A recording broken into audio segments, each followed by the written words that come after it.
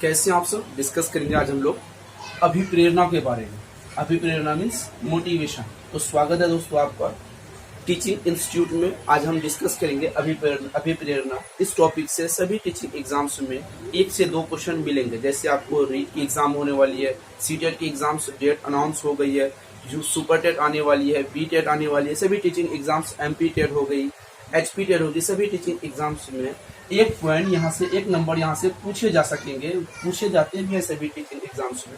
तो आज हम लोग डिस्कस करेंगे अभिप्रेरणा, जिसको हम मोटिवेशन के नाम से जानते हैं। इनसे इनके कितने सोपान होते हैं, इनके कौन सी परिभाषाएं होती है, इनके अर्थ क्या होते हैं, सभी चीजों पर हम डिटेल में बात करेंगे आज। उसके बाद सिर्फ 10 मिनट में, सिर्फ आपको 10 मिनट में टोटल टॉपिक अच्छी तरीके से समझ आ जाएगी।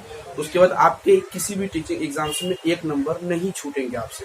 तो चलिए हम लोग डिस्कस करते हैं अभिप्रेरणा के बारे में। क्या है अभिप्रेरणा? सबसे पहले अभिप्रेरणा के बारे में समझेंगे। मोटिवेशन क्या होते हैं? मोटिवेशन, कोई काम अगर आप करते हैं तो आपके पास अगर उस काम को करने के लिए मोटिव होती है, कोई उद्देश्य होती है, किसी कोई वजह से मोटिवेट होते हैं आप, तो वही अभिप्रेरणा है। जैसे कि आपको अभी अभिप्रेरणा वाली एक टॉपिक पर है, आपके पास एक मोटिव ये है कि आप एग्जाम की प्रिपरेशन कर रहे हैं, आपको एग्जाम्स में 1 से 2 नंबर मिलेंगे, वही तो आपको मोटिव है। मतलब वो प्रेरित करती है, 1 से 2 नंबर लाने के लिए जो प्रेरित आपको करती है वही मोटिवेट है, ताकि कोई अचीव करना। उसके बाद आपकी टीचिंग की एग्जाम क्वालिफाइड होगी, उसके बाद आपकी जॉब लगेगी, पैसा आएंगे, तो बहुत सारी चीजों को मिला के यही तो मोटिव होती है, यही तो अभिप्रेरणा। और कुछ एक्स्ट्रा कुछ नहीं है इसमें से, बस इतना ही अभिप्रेरणा का मतलब है। तो चलिए हम लोग डिस्कस करते हैं अभिप्रेरणा। अभिप्रेरणा को इंग्लिश में कहते हैं मोटिवेशनल। मोटिवेशन कहाँ से आती है? लैटिन भाषा का एक शब्द है। जैसे हम लोग ग्रीक भाषा, यूनानी भाषा, हिंदू अरबिक भाषा से ही बहुत सारी भाषा के बारे में परिभाषा पढ़ते हैं। तो ये लैटिन भाषा है। कौन सी भाषा? लैटिन भाषा। कई बार आपने इस टॉपिक से पढ़ा होगा। लैटिन भाषा के शब्द मोटम से बना है। लैटिन भाषा के कौन से शब्द मोटम किससे बना है? मोटम से बना है। तो इसका अर्थ होता है मोटम का टू मूव, यानी गति देना। टू मूव मतलब आगे बढ़ना। अभिप्रेरणा मतलब आगे बढ़ना भी होता है। अभिप्रेरणा मतलब कोई लक्ष्य को अचीव करना ही अभिप्रेरणा होती है, अपने टारगेट पर पहुंचना अभिप्रेरणा होती है। बहुत सारी चीजों को हम अभिप्रेरणा अपने अपने रूप से कह सकते हैं। तो यहाँ पर क्या है अभिप्रेरणा? गति प्रदान करना। लैटिन भाषा है, लैटिन भाषा के मोटम शब्द से मिलकर बना है। क्या है बना है? टू मूव, यानी इसका अर्थ होता है गति प्रदान करना। ठीक है। अभिप्रेरणा क्या है? इन शॉर्ट में, आसान शब्दों में हम अगर अभिप्रेरणा के बारे में समझें सिर्फ एक लाइन में, कि अभिप्रेरणा मनोवैज्ञानिक तौर पे, साइकोलॉजी तौर पे, वैज्ञानिक तौर पे अगर समझें तो अभिप्रेरणा को सिर्फ एक लाइन में अगर हम डिस्क्राइब करना चाहते हो, सिर्फ एक लाइन में, सभी टीचिंग एग्जाम से जो पॉइंट बनते हैं बस यहाँ पर मैं आपको ये डिस्कस करूंगा। वे सभी कारक जो प्राणी के शरीर को गति प्रदान करता है सॉरी, वे सभी कारक या वे सभी काम जो प्राणी में गति प्रदान करती है। मान लीजिए हम आपको इस चीज को देखने के लिए 1 नंबर आपको मिलेंगे। मैंने आपको कहा, आपको पता है इस टॉपिक से 1 नंबर आपको मिलेंगे, तो आप इस चीज को देखने के लिए स्पीड से इस चीज को देखने के लिए अग्रसर होंगे, कोशिश करेंगे, अपनी नेट की स्पीड बढ़ाएंगे, पावर डालेंगे उसमें, फिर उसके बाद आप मोबाइल चार्ज करेंगे, लैपटॉप चार्ज करेंगे, आप देखेंगे, उस टॉपिक को समझेंगे। मतलब आपके शरीर में एक गति प्रदान होती है, सामान्य से अलग रूप में जो गति प्रदान होती है। आपको कोई कह दिया आपके शहर, आपके गांव, आपके जिले में कोई काम आया है जो आपके लिए एक जॉब मिलेगी, अच्छी खासी वहां पर पैसे मिलेंगे, आप वहां पे जाके जॉब कीजिए, तो आपके शरीर में एक हलचल होगी, मतलब एक क्यूरियोसिटी होगी कि तुझे तुरंत मुझे जाना है, वहां पर जाके मुझे जॉब करने और मुझे अच्छे पैसे गेन करना है, तो अच्छे पैसे कमाना। तो यही तो आपके पास मोटिव होती है, यही आपके पास क्या है? एक गति प्रदान करना। मतलब कॉन्सेप्ट क्लियर है यहाँ तक? आपको शरीर में कोई अच्छा काम करने के लिए जो गति प्रदान होती है उसे ही हम अभिप्रेरणा या मोटिव कहते हैं। चलिए परिभाषा के बारे में हम लोग बात करेंगे, जिसको हम डेफिनेशन बात करते हैं। सबसे पहले स्किनर महोदय का परिभाषा आपको हम हर समय हर जगह स्किनर की परिभाषा आपको मिल जाएगी। सभी टीचिंग एग्जाम्स में आप देख रहे होंगे, स्किनर है, वुडवर्थ है, मैकडूगल है। तो इन सभी 4-5 जो परिभाषा हालांकि किताबों में बहुत सारी दी हुई रहती है, पर सभी की परिभाषा किताबों से नहीं पूछती है, इन 4-5 को ही पूछती है, जिसकी वजह से मैंने आपको यहाँ पर 4-5 को डिस्कस करने की कोशिश की है, अब मैं याद करा दूंगा। यहाँ पर एक बात है कि मैं आपको याद कराने की कोशिश करता हूँ कि अभिप्रेरणा के परिभाषा जो होते हैं आपको याद कैसे होंगे। तो चलिए हम इस पर याद करने की कोशिश करते हैं।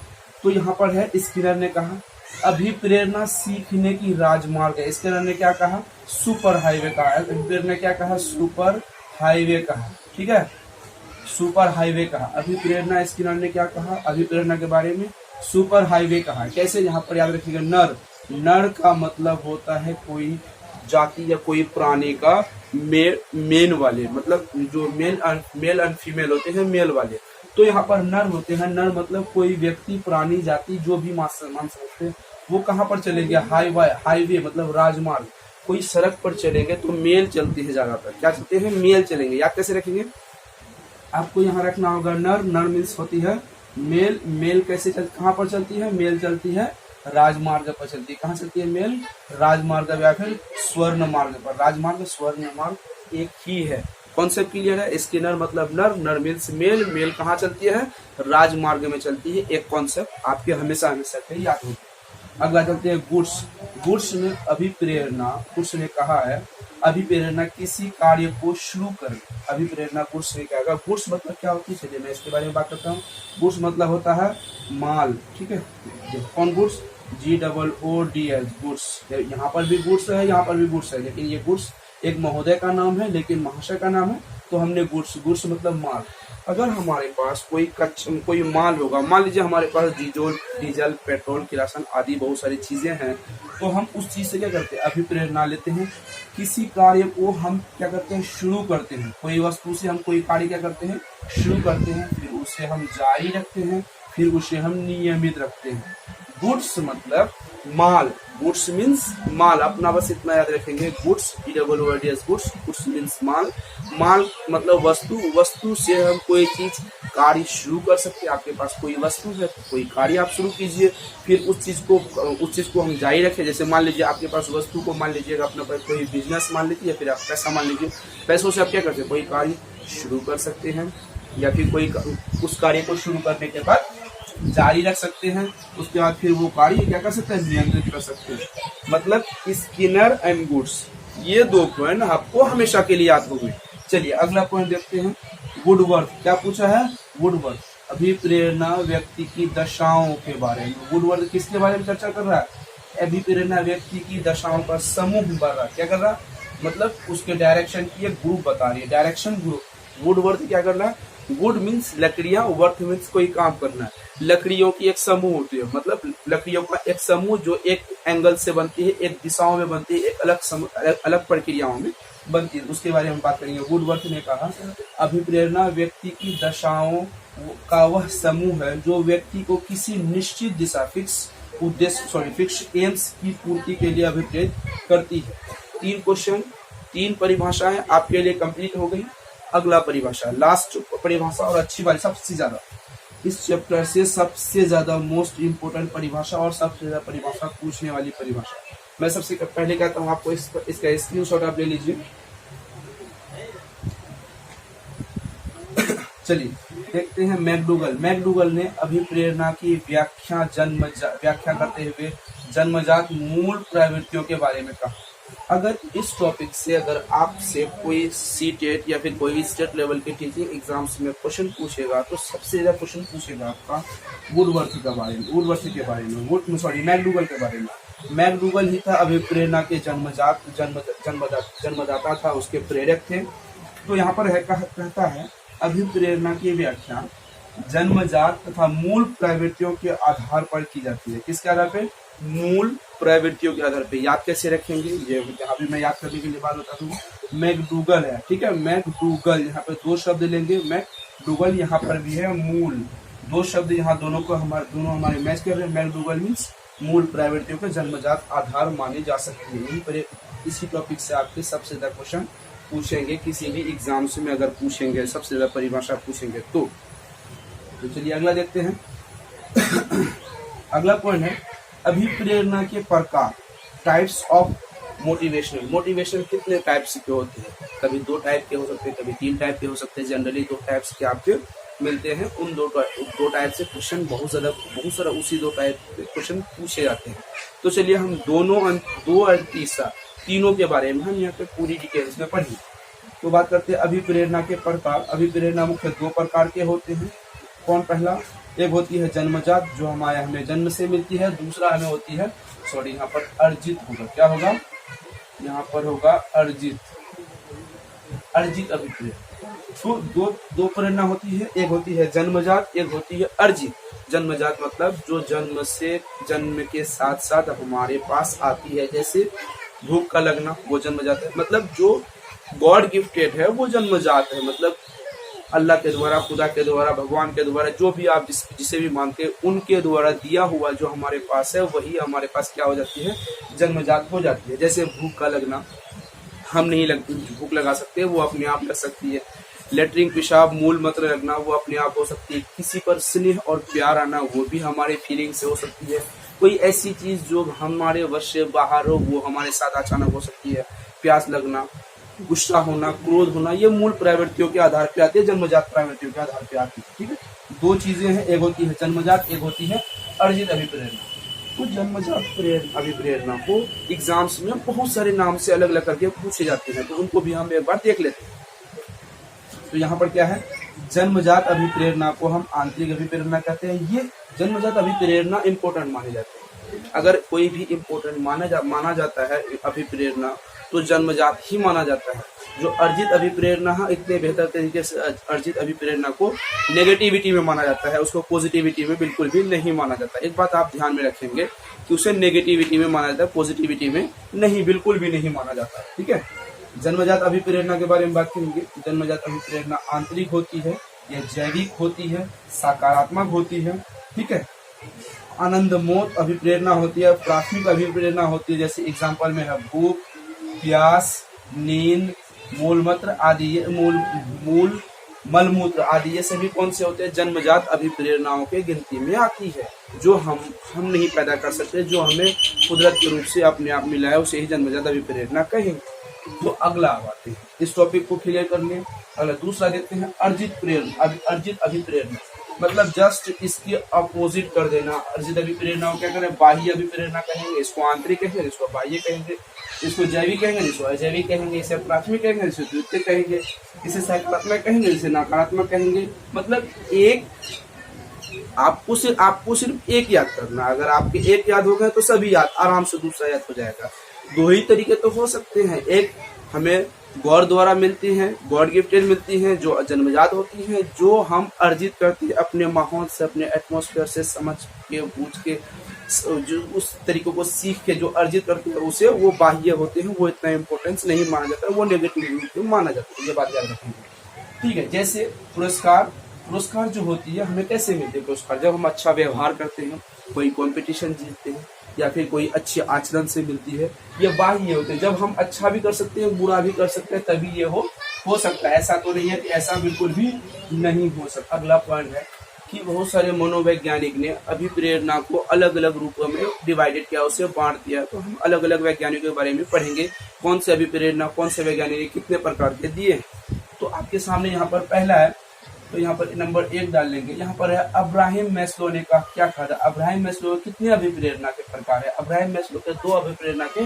प्रकार है। आपको ये चीज ऑब्जेक्टिव वाले क्वेश्चन में, थ्योरेटिकल तो आते नहीं, ऑब्जेक्टिव क्वेश्चन में ऐसे ही पूछ जाएंगे। अब्राहम मैस्लो ने कितने प्रकार के अभिप्रेरणा दिए हैं? पहला सवाल। दूसरा ये भी पूछ सकते हैं कि अब्राहम मैस्लो ने अभिप्रेरणा को कौन कौन से रूपों में, कौन से कितने प्रकार के दिए हैं? 2। दूसरा सवाल पूछेगा कौन कौन, या फिर ऐसा पूछेगा अब्राहम मैस्लो द्वारा दिया गया अभिप्रेरणा इनमें से नहीं है या इनमें से है। आपको कंफ्यूज करने के लिए क्वेश्चन पूछेगा। तो अब्राहम मैस्लो द्वारा मतलब यहाँ पे याद रखिए कौन सा? पहला है जन्मजात अभिप्रेरणा, दूसरा है अर्जित अभिप्रेरणा। हमने अभी जन्मजात और अर्जित अभिप्रेरणा दोनों के बारे में अच्छी तरीके से पढ़ लिया। तो यहाँ तो अब्राहम मैस्लो का कॉन्सेप्ट क्लियर है। अगला हम लोग देखते हैं, दूसरा नंबर में हम लोग के पास है थॉमसन के अभिप्रेरणा के प्रकार। इसके थॉमसन के अभिप्रेरणा के प्रकार के बारे में पढ़ेंगे। थॉमसन ने भी कितने प्रकार के दिए हैं? 2 प्रकार के दिए हैं। थॉमसन ने भी अभिप्रेरणा को 2 प्रकार दिए हैं। तो यह जाहिर सी बात है, यहाँ पर जन्मजात है तो स्वाभाविक होगा, जो स्वाभाविक स्वभाव से होता है उसे स्वाभाविक कहते हैं, जो अर्जित होता है वही तो है, यहाँ पर भी अर्जित है, यहाँ पर भी अर्जित है। लगभग सभी का अभिप्रेरणा के बारे में जो कॉन्सेप्ट दिए हैं सभी लगभग सेम ही दिए हैं, उसी टॉपिक्स उसी मतलब आसपास से ही अगर एक पॉइंट को आप अच्छी तरीके से समझेंगे तो दूसरा पॉइंट आराम से आपके बन जाएंगे। जैसे वहां पर पूछेगा आपको कि किस थॉमसन की अभिप्रेरणा निम्न में से है, तो आपको यहाँ पर बताना है। एक होता है पहली तो जन्मजात होती है, अर्जित होती है। यहाँ तो थॉमसन का क्या है, जन्मजात तो नहीं है, लेकिन थॉमसन का है स्वाभाविक अभिप्रेरणा और अर्जित अभिप्रेरणा, आपको ये ध्यान में रखना होगा। अगला पॉइंट तीसरा नंबर देखते हैं हम लोग। तीसरा नंबर में पूछा है गैरेट के अनुसार कितने प्रकार दिए हैं अभिप्रेरणा के। गैरेट के अनुसार 3 प्रकार के दिए। कितने प्रकार के गैरेट महोदय ने 3 प्रकार के दे दिए हैं। कौन कौन दिए इस पर हम लोग चर्चा करते हैं। पहला है जैविक, जो हम पढ़ चुके हैं, जैविक या दैहिक कहते हैं। जैविक उसे ही कहते हैं जो जन्मजात होती है, जैविक उसे ही कहेंगे ना जो जन्मजात होगी, जैविक कहेंगे। उसके बाद स्वाभाविक कहेंगे, उसके बाद आंतरिक कहेंगे, उसके बाद प्राथमिक कहेंगे, उसके बाद और क्या सकारात्मक कहेंगे, बहुत सारी चीजें। अगला है मनोवैज्ञानिक। पहला क्या है जैविक, जिसको हम दैहिक कहते हैं। दूसरा है मनोवैज्ञानिक। तीसरा है सामाजिक। तो गैरेट ने कितने प्रकार के, और गैरेट के अनुसार अभिप्रेरणा कितने प्रकार के होते हैं, तो गैरेट ने 3 प्रकार के दिए हैं। पहला है जैविक, जिसको हम दैहिक कहते हैं। दूसरा है मनोवैज्ञानिक, चौथा तीसरा है सामाजिक। बस इतना पॉइंट आपको याद रखना है। तो चलिए अगला देख लेते हैं। यहाँ पर अगला मोस्ट इम्पोर्टेंट पॉइंट है, इसके लिए हम इसको क्या करते हैं घेर के रखे हैं। तो यहाँ पर इम्पोर्टेंट पार्ट ये है अभिप्रेरणा के सिद्धांत को किसने प्रतिपादित किया था। अभिप्रेरणा के सिद्धांत में से कौन सा सिद्धांत है, अभिप्रेरणा के सिद्धांत को कौन सा सिद्धांत कहते हैं, ये क्वेश्चन आपसे पूछा जाएगा। अभिप्रेरणा के सिद्धांत को में कौन सा सिद्धांत दिया गया है, ये पूछेगा आपसे। तो अभिप्रेरणा के सिद्धांत को मूल प्रवृत्तियों का सिद्धांत कहता है। कि कौन सा सिद्धांत, मूल प्रवृत्तियों को। मूल प्रवृत्तियों के बारे में हमने कहा था कि मुंह से मूल ले लेंगे, मूल को क्या कहते हैं मैकडूगल कहेंगे। क्या कहेंगे मैकडूगल, सॉरी यहाँ पर देख लेते हैं मैकडूगल। अभिप्रेरणा के सिद्धांत को मूल प्रवृत्तियों का सिद्धांत कहा जाता है, जिसका प्रतिपादक विलियम मैकडूगल है। ये कॉन्सेप्ट आपको याद रखना है। कहीं से अगर नहीं पूछा तो 1 नंबर यहाँ से पूछेंगे पहला। दूसरा है यहाँ पर ये वाला मैकडूगल, दूसरा और तीसरा है स्किनर वाला, तीसरा। ये 3 नंबर इससे मोस्ट इम्पोर्टेंट बनते हैं, कम से कम 2 नंबर तो बनेंगे। चलिए और इम्पोर्टेंट पॉइंट अगला, मैंने यहाँ पर जितने पॉइंट डिस्कस किए सभी इम्पोर्टेंट पॉइंट में से एक है। तो यहाँ पर अब सवाल आपको पूछेगा अभिप्रेरणा के सोपान बताइए। अभिप्रेरणा के सोपान कौन कौन से, अभिप्रेरणा के सोपान में से क्या क्या सब कुछ आते हैं, तो इनके बारे में हम लोग बात करेंगे। अभिप्रेरणा के सोपान या चक्र, 2 चीजों के बारे में बात करेंगे। पहला है आवश्यकता, जिसको हम नीड कहते हैं। दूसरा है चालक या अंतमोद, जिसको हम ड्राइव कहते हैं। तीसरा है प्रोत्साहन या उद्दीपक, जिसको हम इंसेंटिव कहते हैं। अभिप्रेरणा के 3 प्रकार होते हैं, अभिप्रेरणा के सोपान के 3 प्रकार होते हैं, या उसको अभिप्रेरणा के चालक के 3 प्रकार होते हैं। पहला है आवश्यकता, दूसरा है चालक नीड, चालक ड्राइव कहते हैं। तीसरा इंसेंटिव या प्रोत्साहन कहते हैं। कैसे समझेंगे इनको हम, चलिए इनको हम समझने के लिए कुछ चीजें बताते हैं आपको। यहाँ पर थोड़ा सा मिटा देंगे।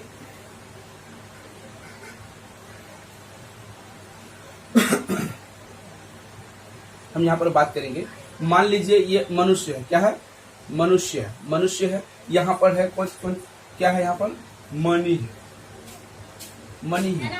मनुष्य को मनी की जरूरत, मनुष्य की जरूरत होती है। जरूरत मतलब आवश्यक होती है। क्या होती है, आवश्यक होती है। मनुष्य को यहाँ पर, मनुष्य यहाँ तक पहुंचने के लिए इस रास्ते से मनुष्य जब यहाँ तक चल के आएगा, कोई एक्टिविटी करेगा तो उसके शरीर में कोई हरकत होगी तो उसे प्रेरणा कहेंगे।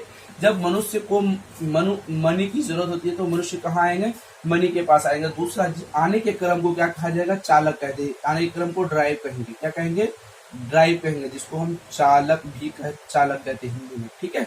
और तीसरा चीज है यहाँ पर प्रोत्साहन। किसके लिए मनुष्य आ रहा है, अभिप्रेरणा तो हो रहा, मनुष्य किसके लिए आ रहा, मनुष्य यहाँ पर क्यों आ रहा है, ये एक सवाल है। मनुष्य एक सवाल है। यहाँ पर है आवश्यकता के लिए आ रहा है, सॉरी क्या, हाँ प्रोत्साहन के लिए आ रहा है। क्या किसके लिए आ रहा है, प्रोत्साहन के लिए, इंसेंटिव के लिए आ रहा है। मनुष्य को किसकी जरूरत है, आवश्यकता की जरूरत है। मनुष्य को किसकी जरूरत है, आवश्यकता की जरूरत है, नीड चाहिए मनुष्य को। नीड चाहिए, मनुष्य को चाहिए नीड। मनुष्य फिर कहाँ जाएगा, मनी के पास जाएगा। जाने के रास्ते में जो एक्टिविटी होगी उसको चालक कहेंगे, यहाँ पर चालक होगी। दूसरा जब किस पर पहुंचेगा, मनी पर पहुंचेगा। मनुष्य किस पर जाएगा, पैसा। मनुष्य पर कौन क्या मिलेगा, यहाँ पर आके पैसा मिलेगा, तो उसको प्रोत्साहन मिलेगी। पैसों से प्रोत्साहन मनुष्य को मिलती है। तो ये 3 पॉइंट इंपॉर्टेंट होते हैं जिसको हम चक्र भी कहते हैं। यहाँ पर हमने चक्र का भी डिस्कस किया। आप चलिए चक्र के बारे में समझ लेते हैं। अभिप्रेरणा है, अभिप्रेरणा इसके अंदर हो रही है। सबसे पहले अभिप्रेरणा होने के लिए आपके पास सबसे पहले किसकी जरूरत होती है, आवश्यकता की जरूरत होती है। जैसे आपके पास आपको आवश्यकता है नौकरी पाने की, तो आपने पढ़ना शुरू किया। जब पढ़ना शुरू किया तो आपने एक्टिविटीज किया। वहां के आने के कदम में, जाने के कदम में, एक्टिविटी के करने के कदम में आपके पास चालक आ गई। आप हमसे पढ़ेंगे या किसी और से पढ़ेंगे, आपको अचीव हो गई, आप जॉब हासिल किए, आपके पास वो प्रोत्साहन हो गया। तो यहाँ पर आवश्यकता किस रास्ते से होगा, इस रास्ते से होगी, ठीक है। इस ऐसे होती है, ठीक है। तो आवश्यकता होती है नीड से होती है। और पहला क्या होगा, 1 नंबर में होगा आवश्यकता, दूसरा होगा चालक, तीसरा होगा यहाँ पर प्रोत्साहन। यहाँ पर आप अच्छी तरीके से कॉन्सेप्ट के आधार पर समझ लेंगे। तो यहाँ पर इसको याद कैसे रखेंगे, हमने शॉर्ट ट्रिक बनाई है। याद रखने के लिए हमने पढ़ेंगे मोटिवेशन। मोटिवेशन कहते हैं नीड, या मोटिवेशन नीड, जिसको कहते हैं need plus drive plus need बराबर, सॉरी यहाँ पर कहेंगे मोटिवेशनल बराबर नीड, मतलब आवश्यकता, ड्राइव प्लस उसके बाद इंसेंटिव। मनुष्य मोटिवेशनल को किन किन चीजों की जरूरत पड़ती है, यहाँ पर 3 चीजों की जरूरत पड़ती है। Motivational, M for motivational, N for needs, D for drive, I for incentive. ये NDI, ठीक है, NDI आप यहाँ पर याद रखेंगे। अगला 1-2 पॉइंट देख लेते हैं। इसमें से 1-2 पॉइंट जो सबसे इंपॉर्टेंट पार्ट होते हैं उसके बारे में हम लोग जान लेते हैं। जानेंगे निष्पत्ति। क्या जानेंगे हम लोग, निष्पत्ति कहते हैं हम लोग अचीवमेंट को। क्या कहेंगे, अचीवमेंट को कहेंगे। चलिए अब यहाँ पर हम बात करते हैं अचीवमेंट। अचीवमेंट कैसे हो सकती है, अचीवमेंट के लिए 2 शर्तें होंगी। पहला शर्त होगी कि आपके पास योग्यता, क्या होगी, योग्यता, जिसको हम एबिलिटी कहते हैं, ठीक है, एबिलिटी कहते हैं। प्लस क्या होगी, आवश्यकता प्लस क्या होगी, दूसरा अभिप्रेरणा, क्या होगी, अभिप्रेरणा होगी, जिसको हम मोटिवेशनल कहते हैं, ठीक है। हमारे पास निष्पत्ति के लिए, अचीवमेंट के लिए 2 चीजों की जरूरत होती है। पहली होती है आवश्यकता की जरूरत, दूसरा होती है हमें अभिप्रेरणा की जरूरत। इन 2 चीजों से हमको अचीवमेंट मिल सकती है, ठीक है। इन 2 पॉइंट को आप यहाँ पर याद रखेंगे। तो आज के लिए बस इतना है। फिर मिलते हैं अगली क्लास में। हम इसकी पूरी क्लास कराने के बाद फिर आपसे मिलेंगे। उसके बाद हम यहाँ पर आपके जितने भी क्वेश्चन आते हैं इन टॉपिक पे, सभी क्वेश्चन टॉपिक पर हम डिटेल में डिस्कस करेंगे और सारे क्वेश्चन आपको करवाएंगे। आपको एग्जाम्स में एक भी मार्क्स आपसे नहीं छूटेंगे। तो चलिए, आपको नोट्स ले लेनी है। नोट्स के लिए आप नंबर पे मैसेज करेंगे, व्हाट्सएप करेंगे 7634993536 नंबर पर व्हाट्सएप करके आप नोट्स ले सकते हैं। तो चैनल को सब्सक्राइब करके बेल आइकन को प्रेस कीजिए। वीडियो को लाइक एंड शेयर जरूर कीजिए। हमारी मेहनत आपकी लाइक पर डिपेंड करती है कि आपको हमारी मेहनत कितनी पसंद आती है। फिर मिलते हैं अगले वीडियो में, तब तक के लिए थैंक यू।